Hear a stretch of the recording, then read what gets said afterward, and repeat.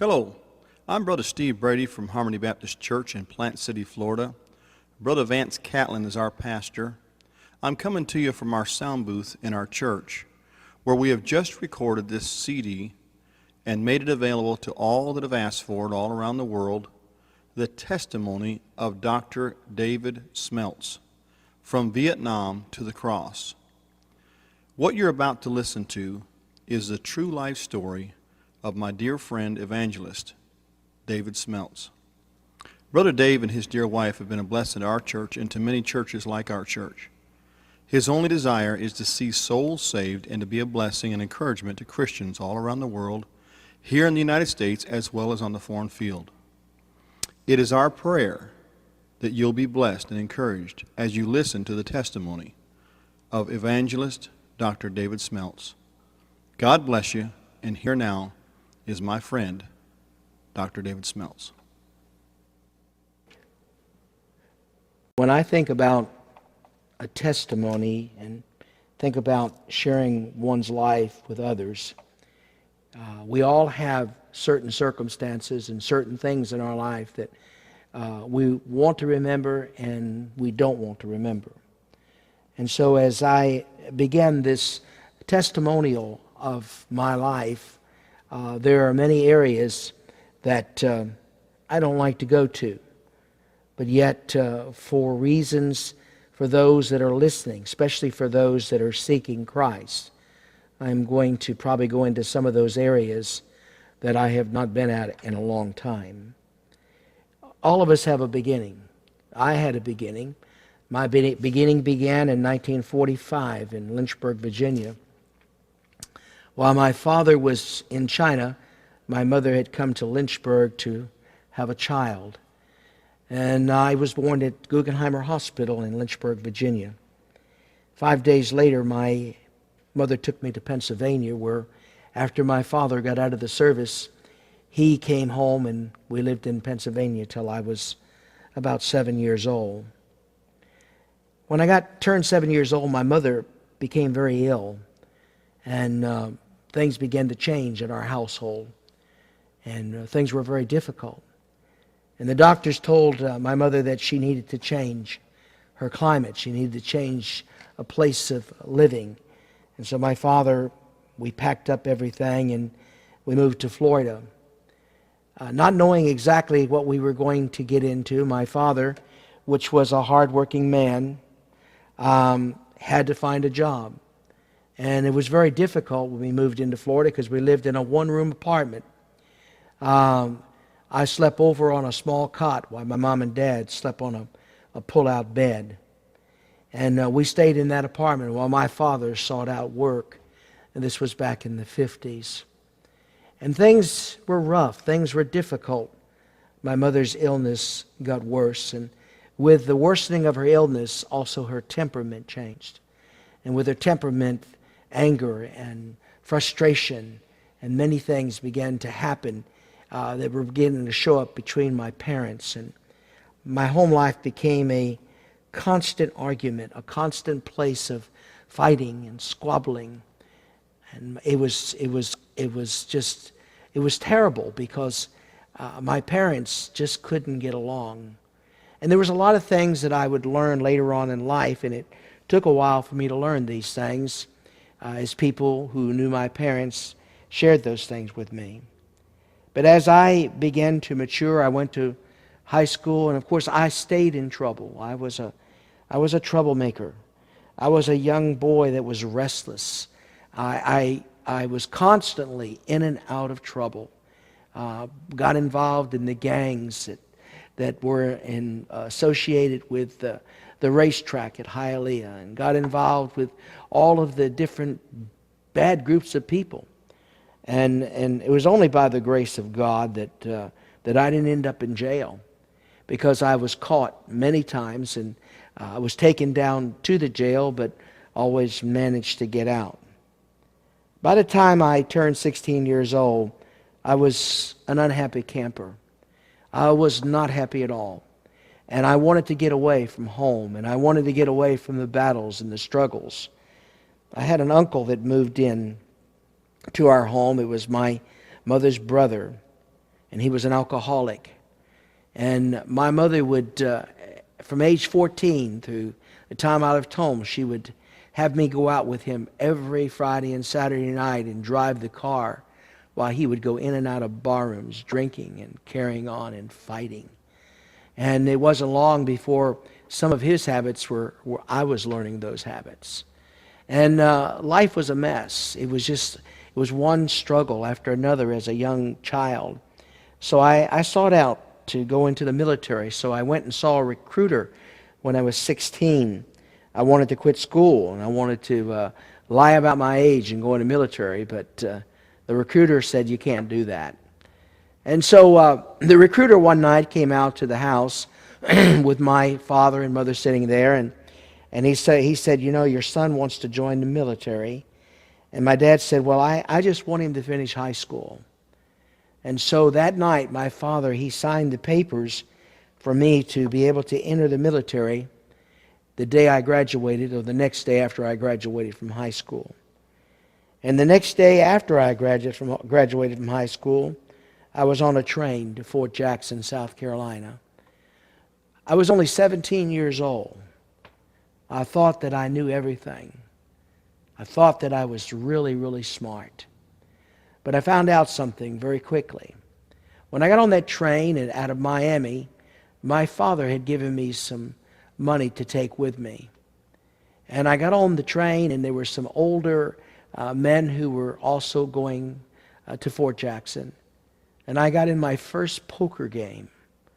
And within 15 minutes, I lost every single dollar that my father had given to me. I had no money whatsoever.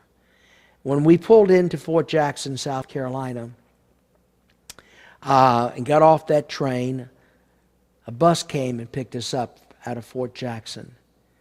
And I can remember that day just like it was yesterday, how that I thought that I had everything under control. And I got on that bus, and the sergeant, which was a huge, big black guy, he said, welcome, nice to have you aboard.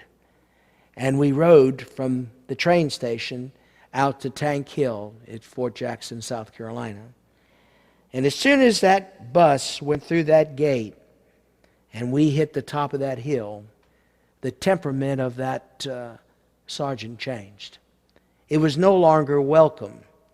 It was, you are here, you are nothing but dirt, and you will be what I want you to be.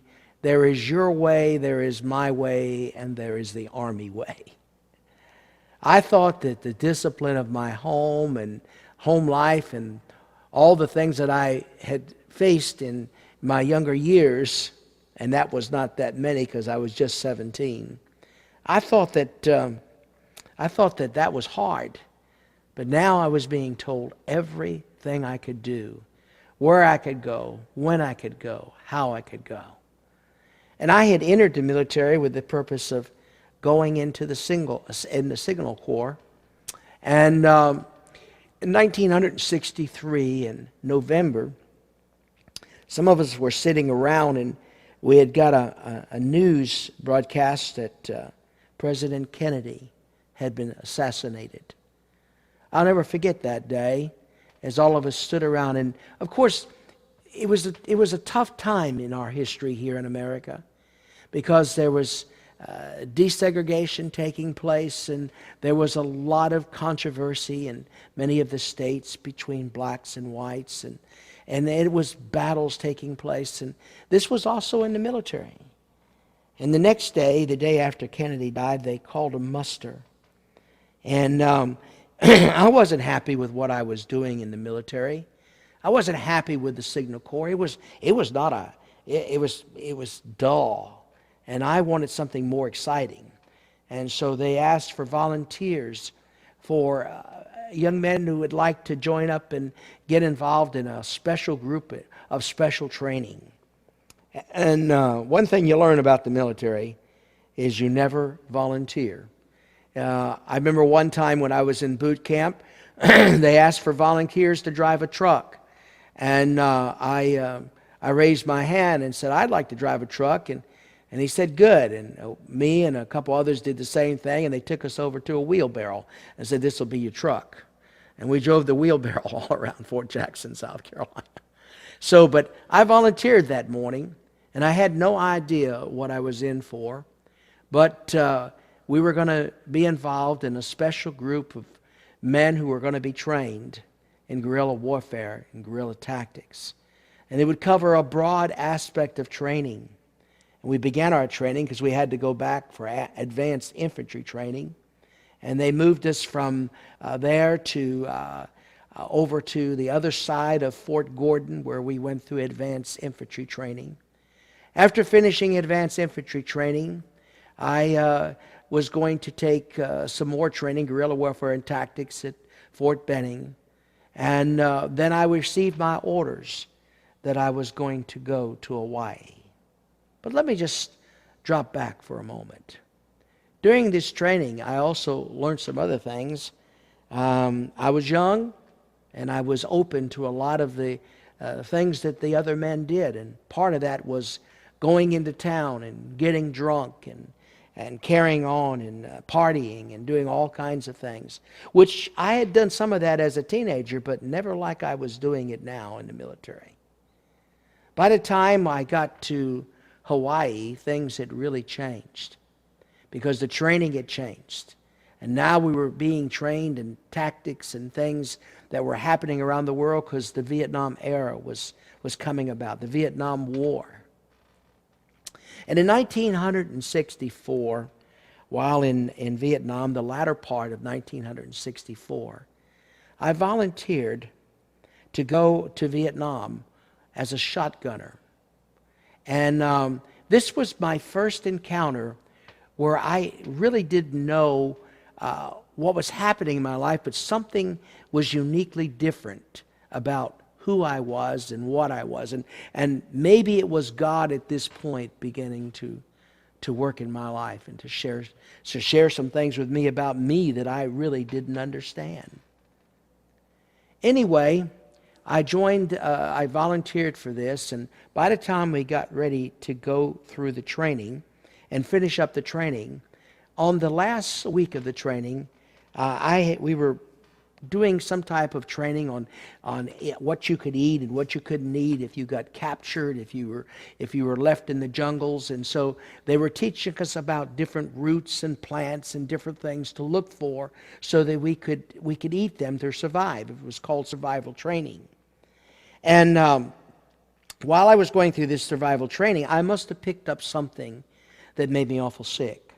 And I ended up at the Tripler Hospital in Hawaii for 2 weeks, very, very sick. And because of that, my orders to go to Vietnam as a machine gunner were canceled. The man who took my place was a young man that he was a good guy. He was really a nice guy. He was very well liked by all the other soldiers, and he was very sharp. And he went over with the group to do this shotgunning and to be with the Thunderbirds in Vietnam. Well, it was a 3-month TTY training or TTY obligation that you would be fulfilling in Vietnam. Well, this young man that took my place was killed in Vietnam. Now, I don't know if God was watching over me, protecting me. Of course, at this point in my life, I wasn't saved. And as I look back in my life, I remember one time when my father and mother went to church, to a Baptist church. I was about 7 years old. And they started to get involved in the church, but something happened. It was between the pastor and the people, and the people decided to get rid of the pastor. And the pastor was an older man, and my parents liked him. And I remember my mother and father saying that they would never go back to that church. They went back to the Catholic Church. And I stayed with the Catholic Church. And I can't really say I was a good Catholic, because I wasn't a good Catholic. I went to church and went to confession and went to all the things that you're supposed to do, but I was a really, really a lost young man without Christ, without God. And so, going back to the Vietnam situation, once we got through that training and I got out of the hospital and everything, we were preparing to go to Vietnam. And in 1965, all of the Pacific coast, the Pacific, where all of the military was put together, the 25th Infantry Division, and I had been trained in all of this guerrilla warfare and tactics. It was part of the elite group of the Special Forces. And we were being trained to go to Vietnam, and in 1965, we received our orders to go to Vietnam. Now, here I was at this stage. I was just about 19 years old. I had, in my first 16 months in the military, I think I stayed in more trouble than most people ever thought about being in. I was always in trouble, always in fights, always causing problems someplace. And I had joined up with a couple other buddies, Dick Kasubi and Joseph Benton. And we were known as the Three Musketeers. Wherever you saw one, you always saw the other two. They were every place. We were always together. And I remember one time Joseph and Dick and I, we went into town, and we just wanted to have a good time. And we got into some kind of ruckus and some type of fight.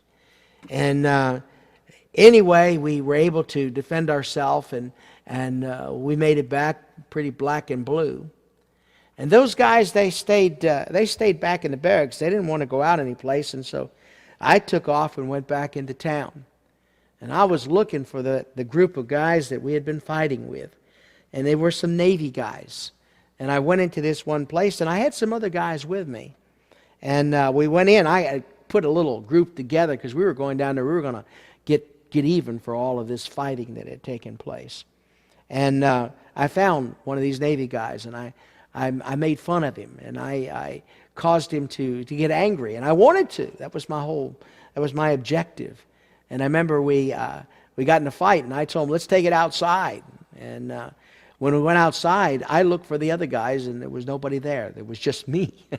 Oh boy, that was an interesting situation because there was just me and all these other guys. And I began to fight, and I fought as hard as I could, but I realized after a little while I was losing. And then I ran. I ran from the fight. And that, it was the first time I ever ran from a fight in my life. I would always stick it out. But I realized that I was going to get hurt really bad.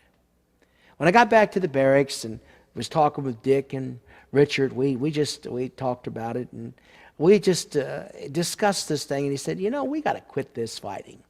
We got to stop this stuff of being in trouble all the time. And I said, yeah, you're right.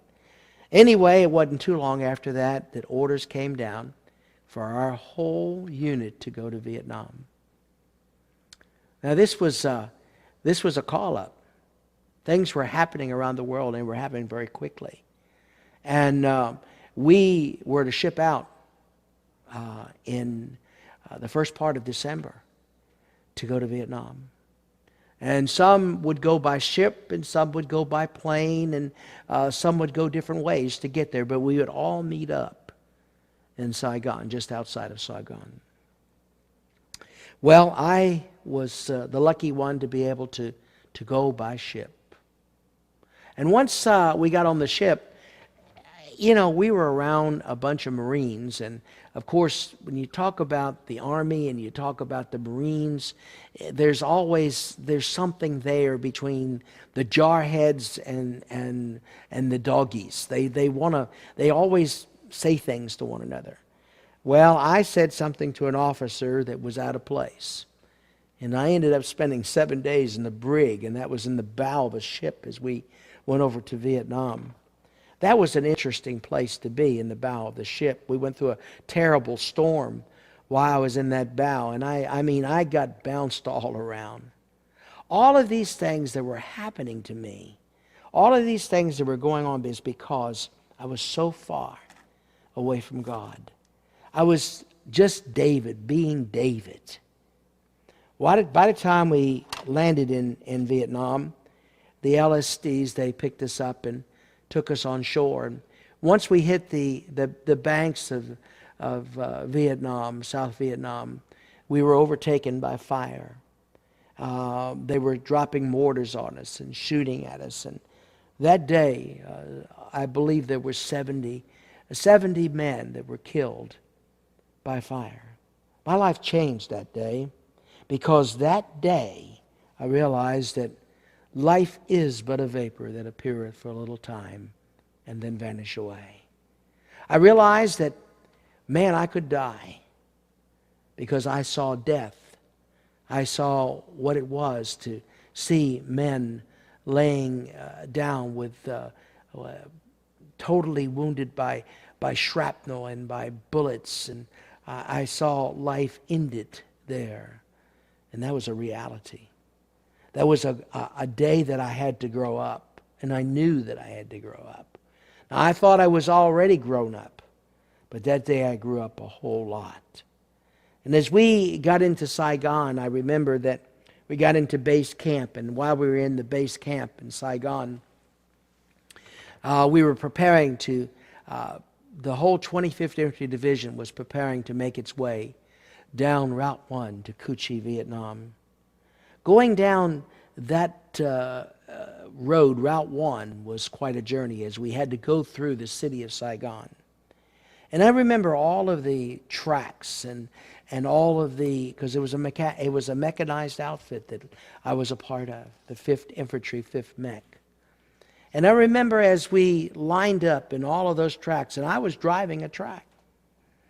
And I remember as we went down through the city at such a rate of speed that anything and anybody that got in our way, they would have been ran over by these tracks and by all of these tanks and all these different individual vehicles that were heading toward Cu Chi, Vietnam.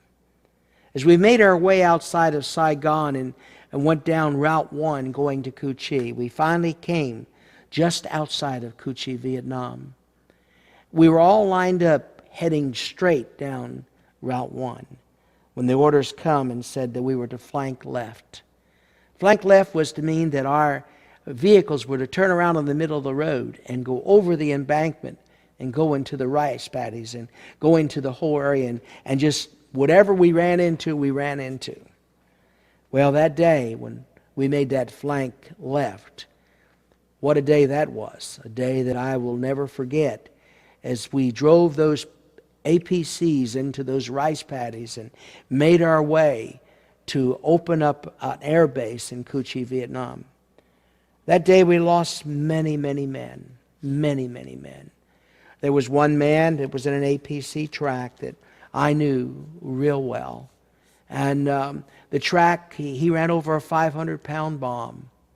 And all we found of him and the rest that were inside of that track was his hands on the laterals of that APC. Nothing else was left. There was so much death. There was so much chaos. And finally, once we got into Cu Chi, where we were going to start this Air Force base or base for the military to be able to communicate with, we had no idea that there was underneath us a tremendous amount of tunnels. We had no idea that they were there.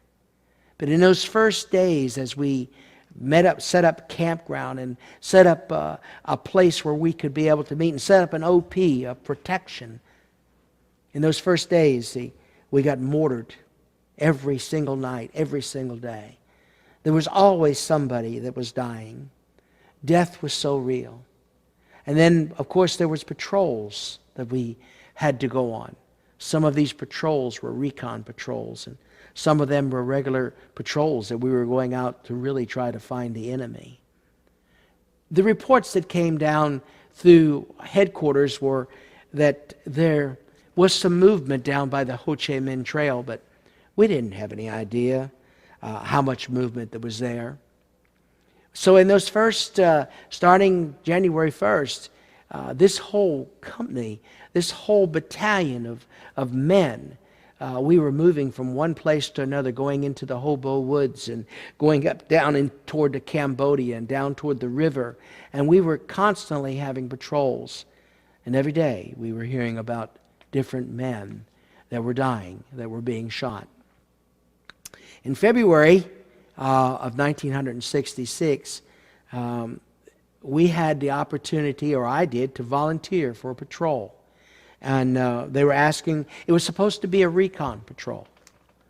And Joseph Benton, which was one of my men that we were called, like I said earlier, the Three Musketeers, Joseph, he said, we need to make sure we got plenty of ammunition if we're going to go out there. And Sergeant Ime, he also said the same thing. So we loaded up on ammunition. There was around 14 of us, and we headed outside of the perimeter, which was called Ann Margaret. And we went beyond that perimeter, and we started making our way for several hours. We walked, and we finally came into this area pretty close to the Cambodia border, right off of a stretch of river that was there. And we went through rice paddies and came up into this one area that was nothing but solid sawgrass. And we set up an OP, which is an outside perimeter, kind of like a half-moon perimeter facing this. And Joseph Benton was one of the machine gunners, and he was on one of the points, and I was on another point with a machine gun. It was about 4 o'clock in the morning when all of a sudden Joseph began firing his machine gun. And then all of a sudden I heard Joseph say, he said, "My God, look at all of them. There must be a battalion." It wasn't too long after that Joseph was killed.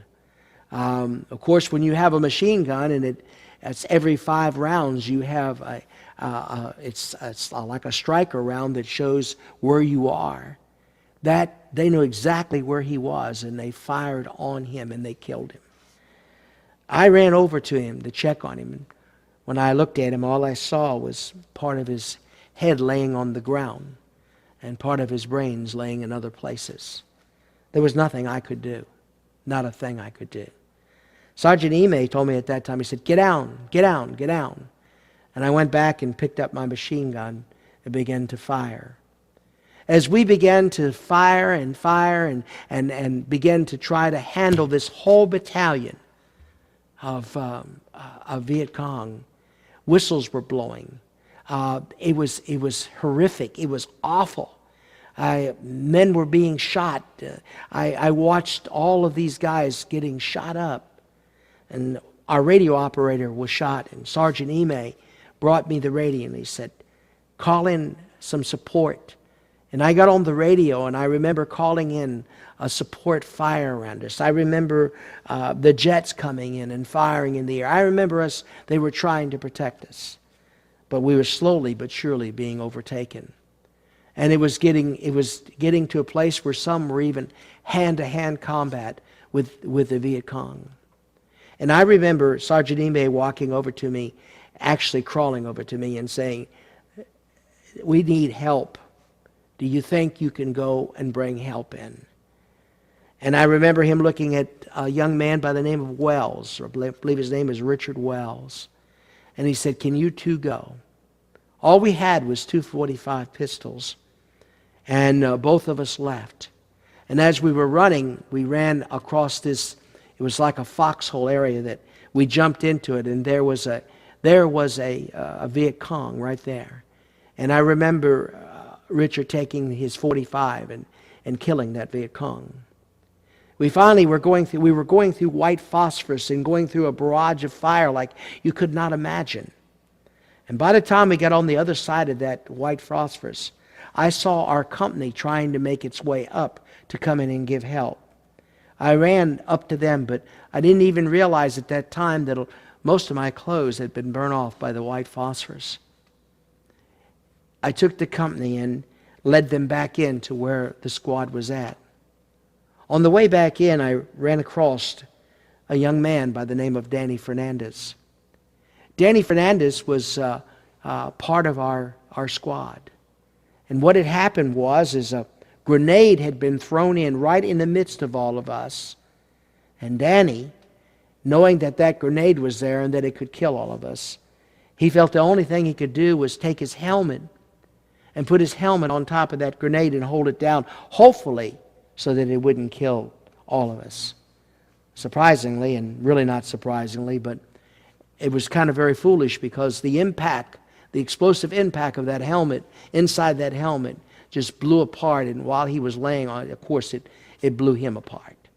And as I went in, there was Danny there with Sergeant Perkins. Both of them. Perkins was in a daze because he and Danny were very close. And Danny was dying.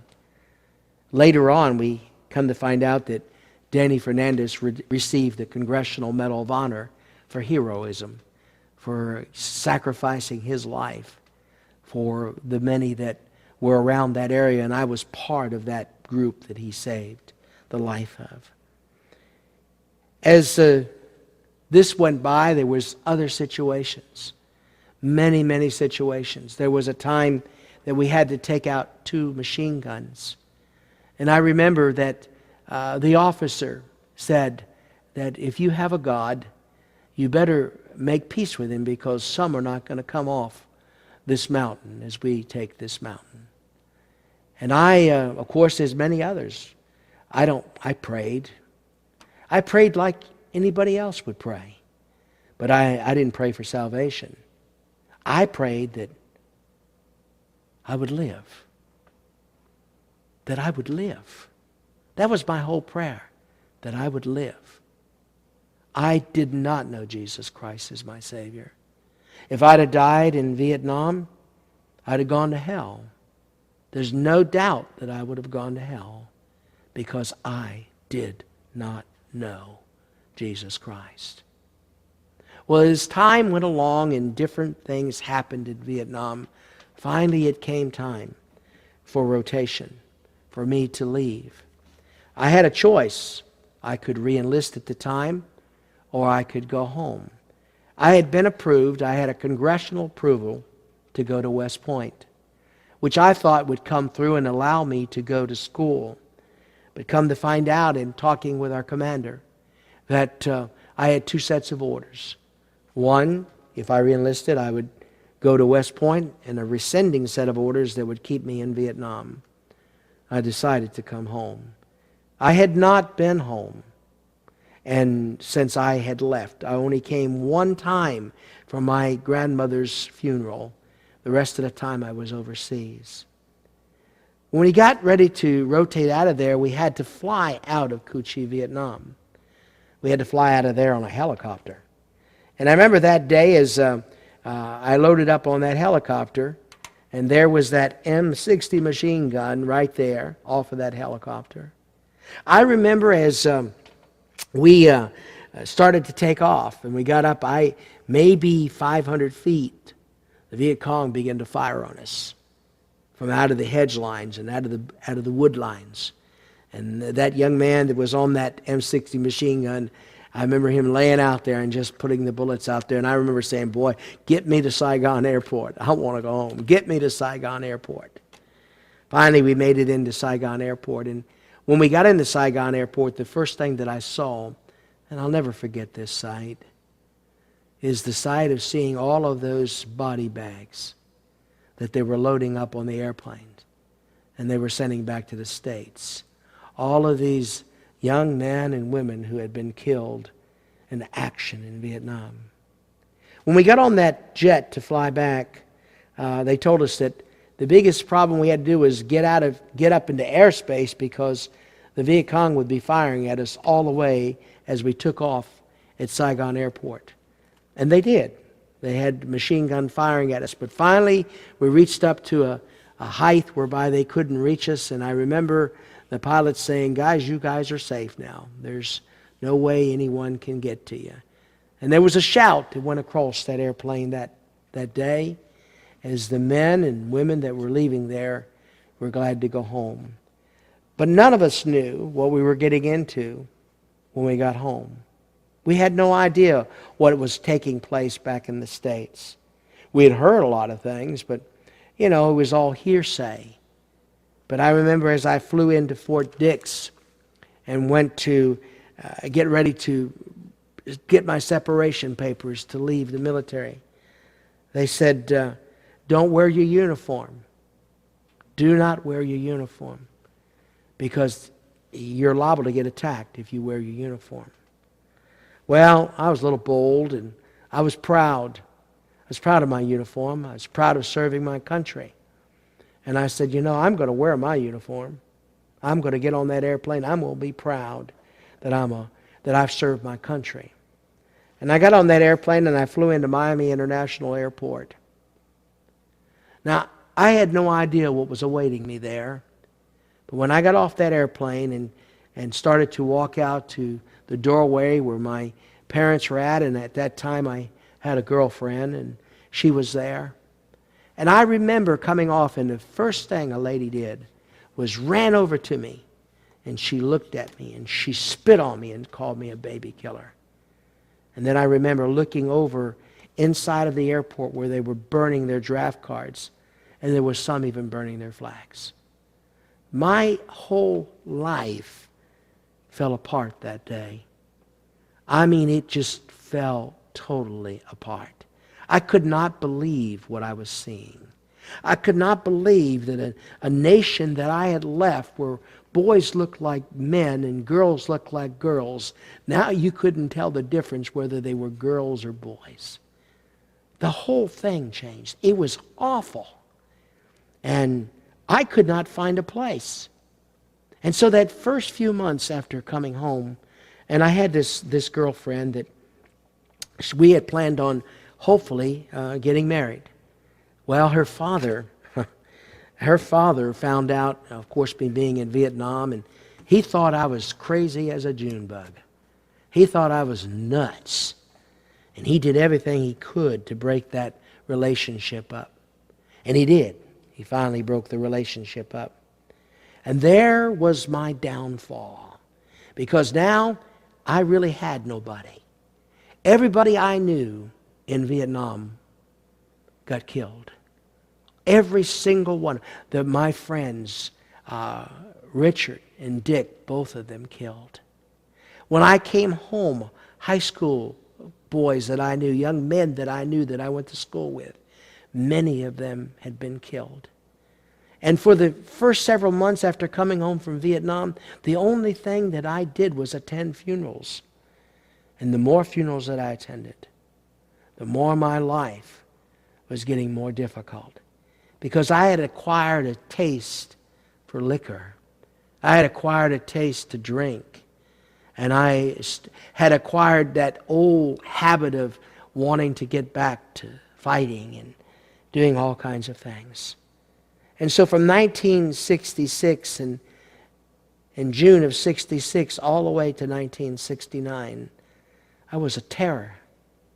I did everything. I did anything. It's a wonder I didn't get killed. I'd get on a motorcycle so drunk and stand up on the motorcycle. I was in nightclubs all the time. I lived the most reckless, ruthless life that any man could ever want to live. I had found my way into the nightclub scene, and I was also working as a plumber during the day. And finally in 1969, in October of 1969, I was checking the door, checking IDs. And the place that I was working at was called Big Daddy's. And we used to have popular singers come in there. And it would draw a crowd. It would draw people from all over.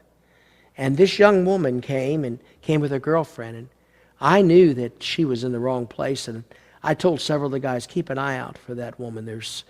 She doesn't belong here. Anyway, that was first time that I saw this woman.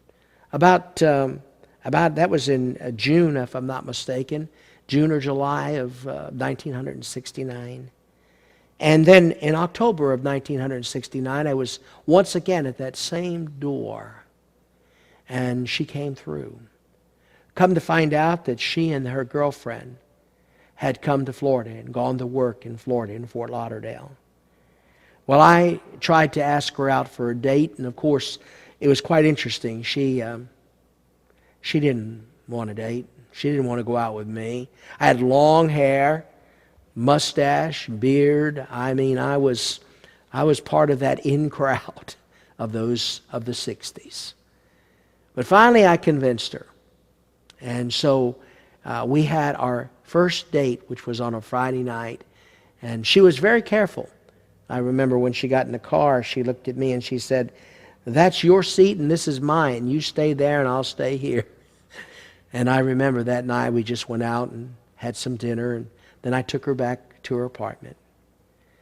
She called me, I believe it was on Sunday afternoon, and said there was a revival beginning at the church and that her boss was one of the deacons in the church and wanted to know if I might be interested in going.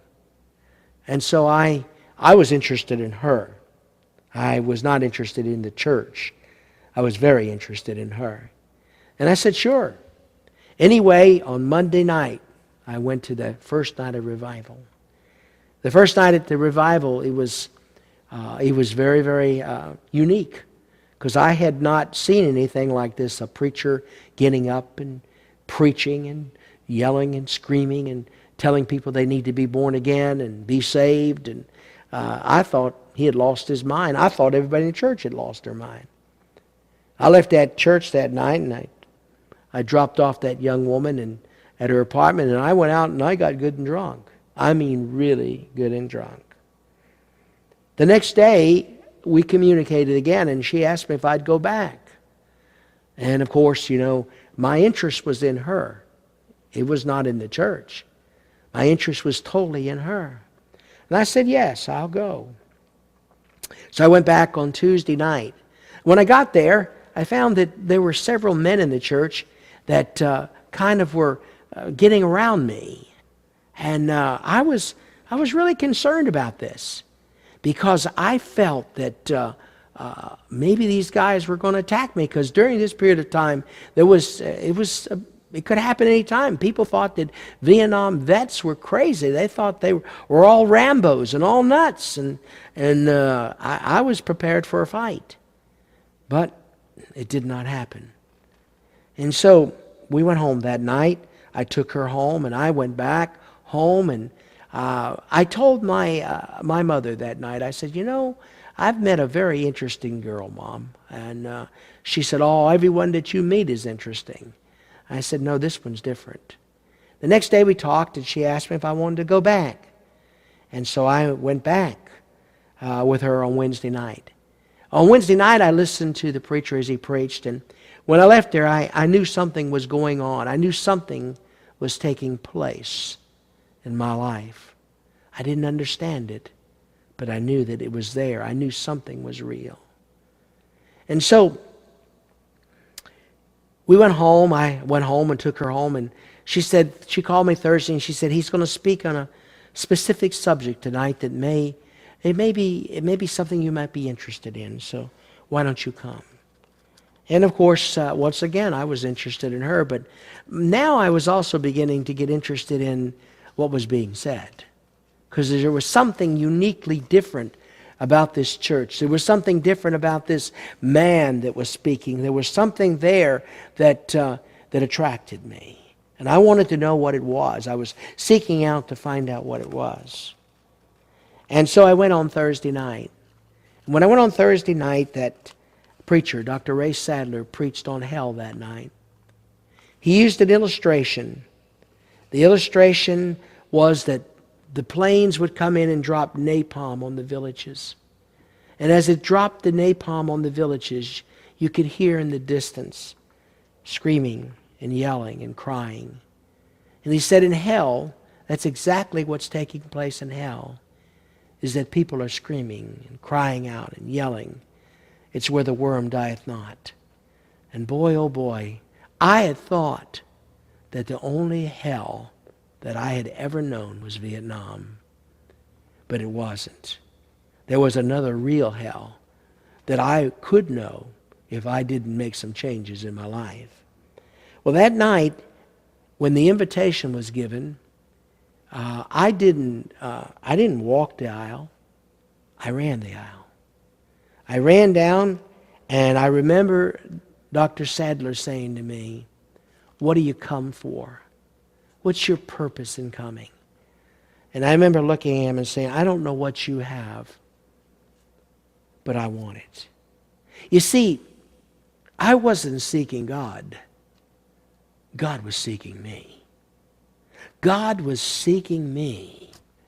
And that night, For the first time in almost 25 years of my life, I listened. For the first time, I listened to God as He spoke. And I looked at Dr. Sadler and I said, Dr. Sadler, I don't know what it is that you have, but I really want it. And I remember him taking the Bible and us going down beside the altar, him taking the scriptures one by one and sharing with me, first of all, that I was lost and that I was a sinner. And I knew that. I had no problem with that. And he made it clear to me that I was born in sin and that my sin had passed down from one generation to the next generation. And that the only way I could get rid of that sin is through the sacrifice that God had given. And that was the sacrifice of His Son, the Lord Jesus Christ. And that night, I understood what it was to give your life. I understood what it was to die, because I had seen all of that in Vietnam. But here was one who was not guilty. Here was one that God had sent that was perfect in every way. And He was willing to die for me. He was willing to give His life for me and for anyone that would believe. And that night, by faith, by grace, by mercy, I accepted Jesus Christ as my Savior. Automatically. It didn't take long. Matter of fact, it was in moments. It was as soon as I prayed the prayer, I knew something had changed in my life. I was still working for Big Daddy's and still working as a plumber. But I went back that night to Big Daddy's and I told everybody there, I said, I got saved tonight. And they said, saved from what? I said, every one of you. And that was the last time that I went into that bar room. That was the last time that I actually drank. I didn't have any more liquor, and I had drank every single day, 7 days a week.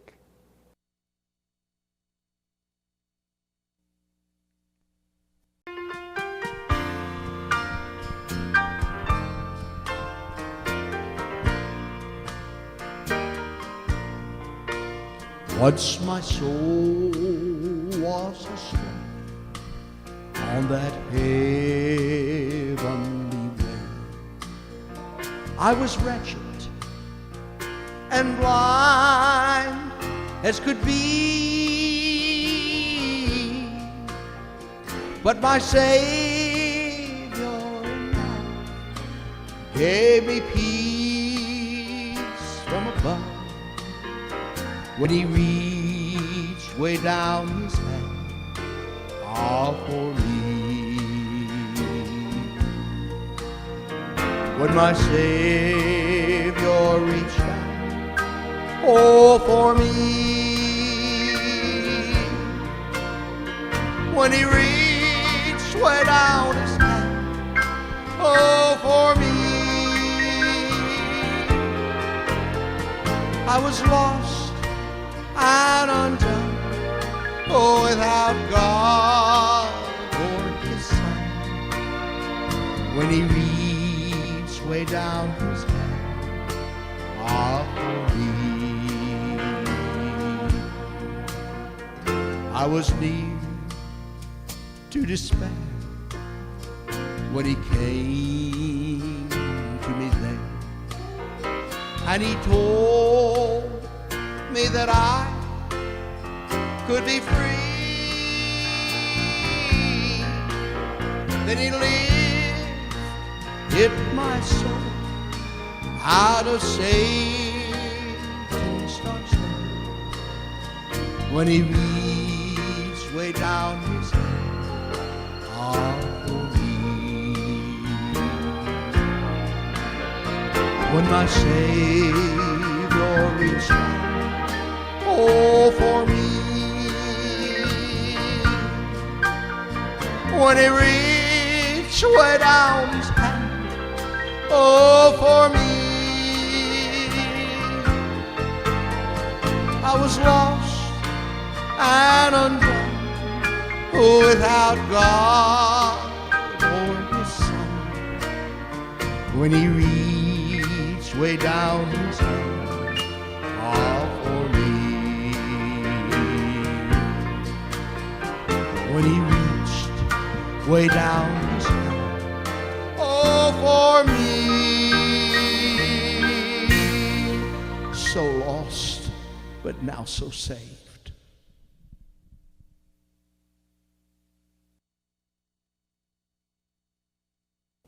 The young woman that took me to that church, 3 months later, I asked her to marry me.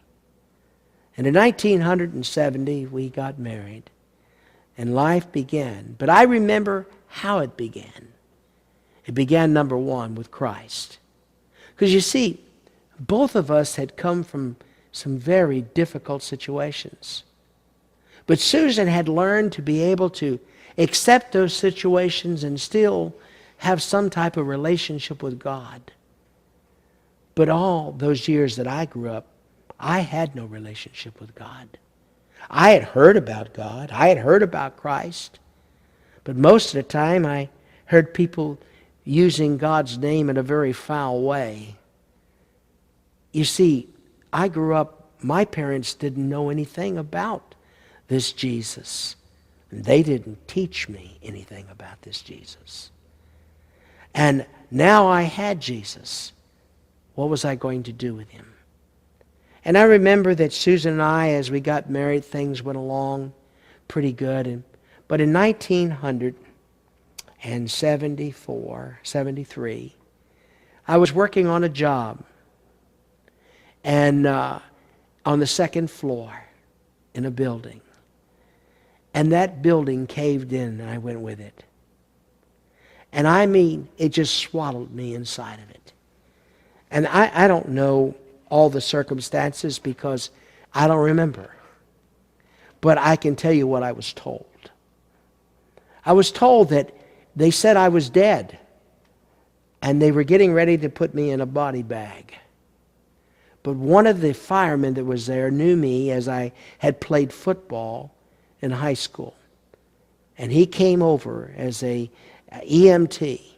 And he said, let me check him. And he took one of the pads and he put the pads on me and jolted me. And I came back to life, or I was alive, whatever. But you see, God still had a plan. I was seeking out that plan, but I was so confused. I was confused because I didn't understand everything that God wanted from me. I knew God was dealing with me. I knew God was possibly even calling me into ministry. But I could not understand how God could call me. Why would God want to call somebody like me? A nothing, a nobody. I mean, all the things that I had done, all the places I had been, everything was totally contrary to God. And I remember I spent several days in the hospital, and I came home from the hospital. And I was discouraged. Susan was pregnant at the time with Danielle, and I was so discouraged. And we lived in a 50-foot single-wide trailer at University Trailer Park, and just outside of Davie, Florida. And I remember going back one night and going back in the bedroom, and I had made up my mind that it was far better for me to be dead than it was for me to be alive. I could not live with this. I could not handle this. So I went back in the bedroom and I took a pistol, and I began to cock that pistol back and was going to fire and kill myself. But all of a sudden, something came over and said, just call your mom. And I remember I called my mother up on the phone, and I told her that I was so miserable. And Susan was at work. And I said, Mom, this is terrible. I can't handle it. The nightmares and all the things that's coming back at me. It's just awful. And she said, you say you have a God, son. Why don't you call on Him? And I remember hanging up the phone and getting down beside that bed. and asking God. I knew I was saved, but I needed something else. I needed His hand. I needed to find forgiveness. I needed not for Him to forgive me. I needed to find forgiveness for me, for all the things that I had done. I couldn't understand how God could ever forgive anybody. And I remember praying beside that bed and saying, God, if you will take away all these feelings, if you will take away all of this that has happened to me, God, then God, I will serve you for the rest of my life. And I remember that was the first night, and I can't even remember how I had had a full night's rest. Things changed as I began to grow in the Lord, as we served the Lord, as I began to really minister, because I was already ministering in the churches, but it was just to do it. And then I had my first opportunity to preach. I remember that. I had become a part of the JCs, and I was president of the JCs. And I had also been asked to become the spiritual life development leader for the state of Florida JCs. And so they told me at the convention that I would be the feature speaker on that of a religious topic. And so I had been praying about what I could share. My pastor didn't want me to be a part of the JCs because JCs was not the best organization for a Christian to be in. And so I spoke on, we believe that faith in God gives meaning and purpose to human life, but why do all of us live so much for the devil? And I spoke on that. And the next day, I received a fax saying, we want your resignation. We don't want you to be our spiritual life development leader anymore. My pastor said, amen. He was so happy. But as time went along and as we began to grow more and more in the Lord, of course, financially, we had been through some horrendous time after that fall. And so I took Susan's paycheck and bought some licenses to start a small business, a floor covering business. And it wasn't long before that floor covering business was growing, and it became a very, very prominent business. We had 2 stores. We had one in Pompano and we had one in Margate. We had, with all of our part-time employees, we had pretty close to 170 part-time employees. It was growing. It was really growing. And I was really still dealing with this surrender to preach. I knew God wanted me, but I just did not want to give in. And on Easter Sunday of 1974, Susan and I went to church. And as I sat in the church at First Baptist Church in Margate, Florida, I knew God had called me to preach. And I looked over at Susan and I said, Susan, I said, I don't know what to do, but God has called me into the ministry. God has called me to preach the gospel. And she looked at me and she said, what hinder you? She said, when I was a little girl, I surrendered to be a pastor's wife. Well, that morning, both she and I went forward and surrendered for full-time ministry. You know, God has a way of getting us where we need to be, and sometimes it takes a while to get there. Well, gloriously, I got there, but still had some problems. God still had to deal with me. And so the problem was that little business that we had, which was not so little.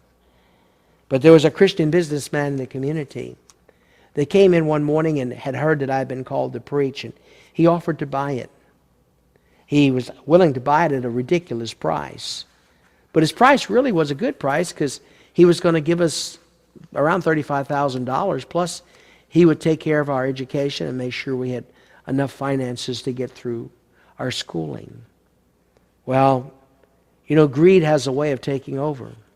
I thought the business was worth a lot more than that. And so being very greedy, I turned his offer down. It wasn't too long after that that the bottom fell out. And all of Florida went through a recession. And all of those people that I was involved with, all of those businesses that we were involved with, in just one day, most of those businesses filed bankruptcy. And it wasn't too long right after that, just a few days later, the IRS came in and closed us down.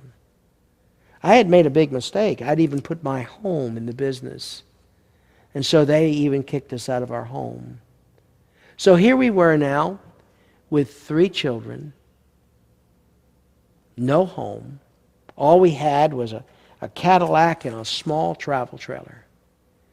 And I said, what in the world are we going to do? It was December. What an awful time. Well, we got into that Cadillac and that small travel trailer, and we headed for Virginia. And that first week in Virginia, I stayed in my cousin's backyard. I believe the travel trailer was 13 or 14 feet, maybe 15 feet long. And it was a summer travel trailer. And there was about 4 inches of snow on the ground, and it was cold. Man, was it cold. So cold. And I remember my cousin saying to me, David, things are bad. Why don't you just take off with me? Let's go out. Let's go get drunk. Let's go do something. And I was despondent. I was depressed. Here I had lost our business. We had no money. We had 3 children. We had nothing. To me, where is God? I've given my life. And so I got in the car with my cousin. And we decided to go out. He was going to go to a nightclub. And we went to this nightclub, and we came to the door. And the Spirit of God said to me, I'll never forget it, folks. He said, if you pass through that door, I'll kill you. If you go through that door, I'll kill you. And I told my cousin, I said, I want to go back home. And so he took me back to that little travel trailer. When I got to the door of that travel trailer, inside was my wife and 2 preachers. And when I walked through the door of that travel trailer, the one preacher said, hello, Jonah. Hello, Jonah. And that night, things really did change. All this up and down changed. That night I said, I'm going to do what's right. I got involved in that church and started Bible college. And God began to work in our lives. And as He began to work in our lives, different things happened and good things happened. It wasn't easy working our way through Bible college. It wasn't easy working a job and trying to maintain a family and go through Bible school. But God was there. And God was directing us. And God was helping us. And we make it from week to week. And finally, in 1978, it came time for graduation. And I graduated from Bible college. And I wanted to start a church. I wanted to do something. And I was looking to start a church. I was looking where I could go. And it just seemed like the doors didn't open like I wanted them to open. But that's what we do sometimes. We want it to open. We want it to be our way. When God says it's got to be His way. Not my will, but Thy will be done. You see, we need to listen to God. And once again, through my struggles and because of the lack of maturity and the lack of having a Christian family, the lack of having the character that was there to build my character, I was constantly stumbling and falling, constantly trying to get up. But God never gave up on me. God never once gave up on me. And one afternoon we took a ride, and we had a little truck, and we had all the kids in the back of the truck, and we rode down toward North Carolina. And coming back from North Carolina, there was a small community called Voldens, Virginia, in Halifax County. And I was emboldened. I was emboldened to a place whereby I was reaping or grasping whatever I could grasp. And finally, I looked over at Susan and I said, I'm going to stop this truck right here in this small community. And if God gives me 5 houses or 5 people to start a church, I'm going to start a church right here. And I remember looking at Susan, her eyes got really big. She said, here? There was nothing there. Just a small community, nothing. Maybe a population of maybe 400 or 500 people at the most. And so I got out of the truck and I went across the street and knocked on the door. And I remember meeting this middle-aged couple, and I said to them, my name is Dave Smeltz. I just graduated from Lynchburg Baptist College, and I'm down here looking to start a church. And I remember what Mrs. Nichols said. She said, preacher, we've been praying for God to send a man down here to start a church. Really? Yes. And she said, come on, let's go next door. And she took me over to 5 houses. And within those 5 houses, we had a small group of people who wanted to start a church. Now, here it was. God answered my prayer. Despite how I went about it, God made it clear that here were 5 people to start a church. Well, I went back to Lynchburg, and when I got back in Lynchburg, I began to share with some of my friends that had graduated about what was going on. And they said, well, why don't we all get together and go down and knock on doors and pass out tracts? I said, that sounds good. Well, we went down and we knocked on every door in Volans and all around the area and just made it known that we were going to start a church. But the big problem was I didn't even have a building to meet in. This was a rural community, and I had no idea where I was going to start this church. And so I went down one afternoon and I stopped in this little store and I asked this man, I said, do you know of anybody that might have a building that we could use to start a church in? And the man said, well, there's a man up the road up there that's kind of wacky, and maybe he'll let you use his building. And I remember going up to where this man had once had a small country store. His name was C.B. Rourke. And I remember knocking on the door of Mr. Rourke and telling him what God was doing and what God had laid upon my heart. And he turned around and he said, he said, preacher, I belong to the only Baptist church around here. It's a Southern Baptist church. I'll have to ask my pastor if it's okay to help you do this. And I said, well, let's pray about it. And so I left him and I prayed with him before we left. And I told him I'd see him the following Saturday. And the following Saturday, we went back down to see Mr. Rourke. And when he invited us in the house, I asked him, I said, well, Mr. Rourke, what do you think? And he told me, he said, he said, David, he said, I haven't been able to sleep since you came here. He said, I talked to our pastor. Our pastor said no. There's no way that you could give in to him to start a church. But he said, God has said to me, I have to do this. And then I remember asking him, he said, well, do you have any money? I looked at him and I said, no, Mr. Rourke, I don't have any money. He said, well, I'll tell you what I'll do. He said, if you will paint the building and clean it up a little bit, he said, I'll give you 1 year's free lease on the building. Now, here we were. We had a building, but we didn't have anything else. We didn't have any pews. We didn't have any piano. We didn't have any of this stuff. And so I came back to Lynchburg, and I was really excited about it, but yet, down deep inside, I really didn't want to go there. I had thought that God was going to call me to a bigger city, a place where there was a lot of people. I had been preaching with on one of the evangelistic teams out of the college, and I had these big ideas that God needed to send me to a place with a whole lot of people that I could build a super aggressive, Bible-believing, fundamental, independent Baptist church. But God had called me to a small community, Volans, Virginia, and I wasn't too happy with that. So I came back and went to our church, and the pastor at our church turned around and he said, Brother Dave, come on down with me. I want to take you downstairs to the basement. And I went to the basement of the church, and down there was pews and piano and songbooks and just about everything I needed. He said, here, take all this stuff out of here, down to that building. and start your church. God was providing.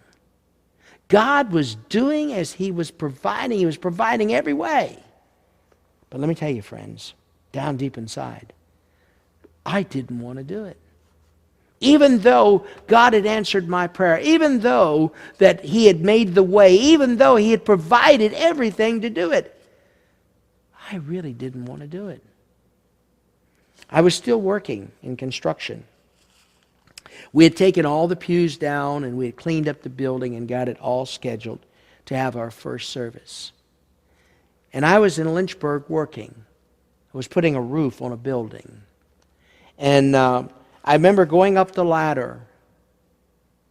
And once I hit the top ring of the ladder, I remember the ladder fell off from underneath me. Something happened. And I fell 27 feet.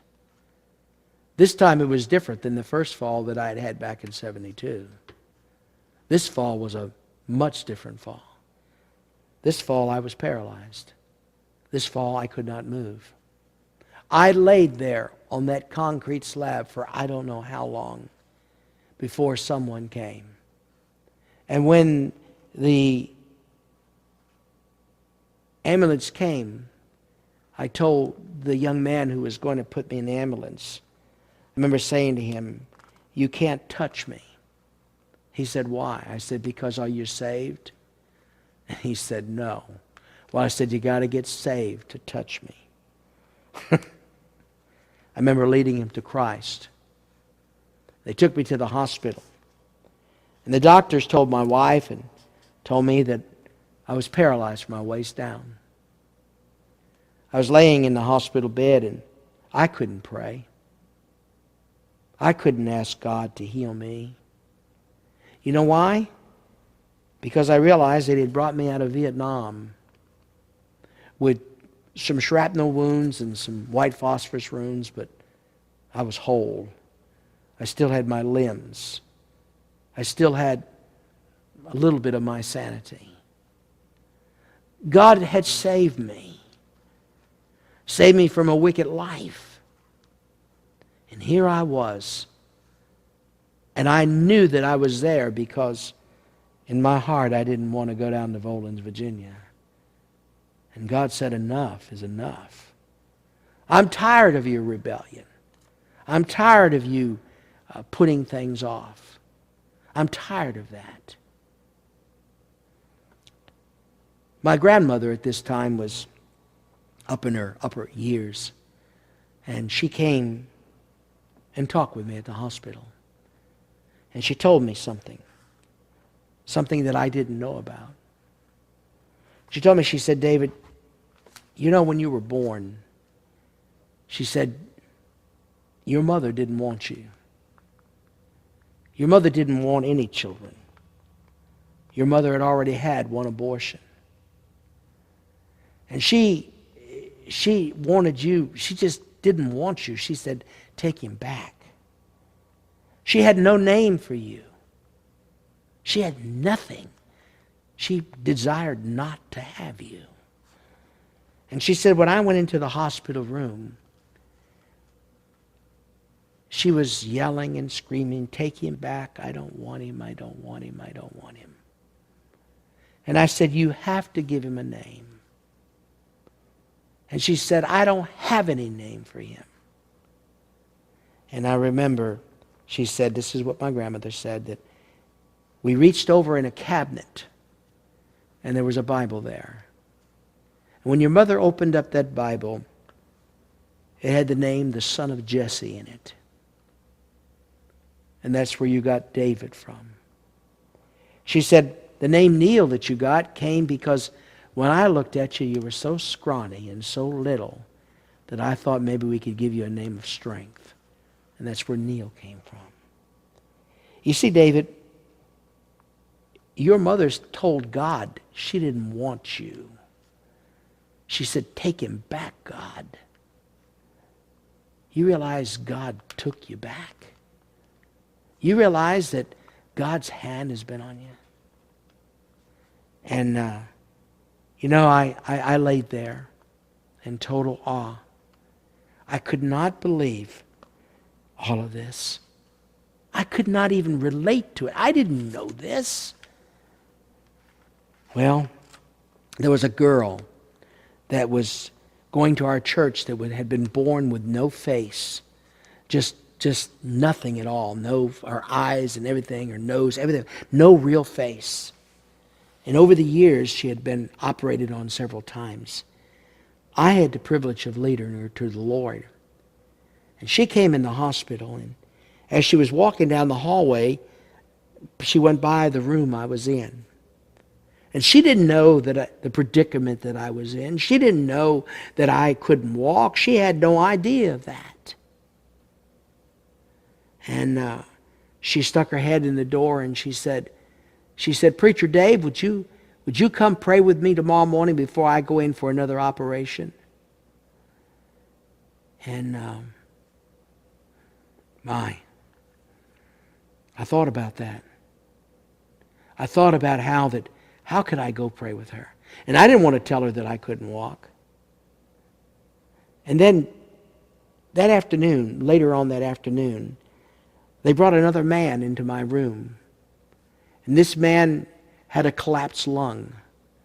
And he was yelling and screaming and cursing and carrying on. And I remember saying to him, "Sir, why don't you take all of that strength that you're using to curse God and call upon God and ask Him to come into your heart?" And I remember that man saying, "I don't know how." And there from that bed, I told that man how he could be saved. And he asked the Lord Jesus Christ to save him and come into his heart. And he was gloriously saved. He quieted down. I didn't hear anything else out of him.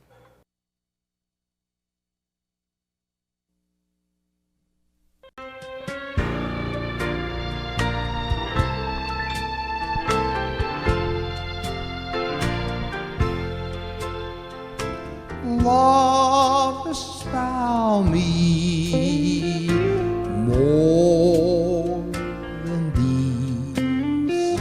Oh Lord, you know I do.